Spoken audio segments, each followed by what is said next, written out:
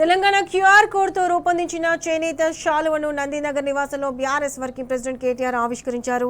సిరిసిల్లకు చెందిన నేతన్న నల్ల విజయ్ కుమార్ తెలంగాణ చరిత్రను తెలిపే విధంగా ఈ శాలువను రూపొందించారు.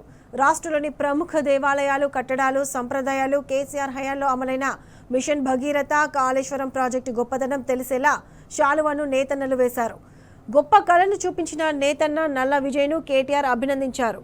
శాలువ ఆవిష్కరణ కార్యక్రమంలో Rajya Sabha MP Vaddiraju Ravichandra, party general secretary Ravula Chandrasekhar Reddy, senior నేత జాన్సన్ నాయక్ తదితరులు పాల్గొన్నారు.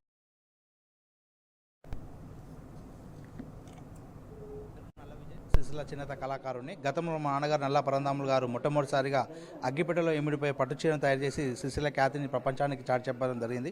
అదే తరహాలో ఈనాడు ఒక తెలంగాణ కోసం ఒక క్యూఆర్ కోడ్ను తయారు చేసి, అంటే క్యూఆర్ కోడ్ స్కాన్ చేయగానే ఫోన్లో అంటే పోగు బంధాన్ని ఫోన్ బంధానికి అనేది ఒక కొత్త కాన్సెప్ట్తో ఒక శాలువను రూపొందించడం జరిగింది.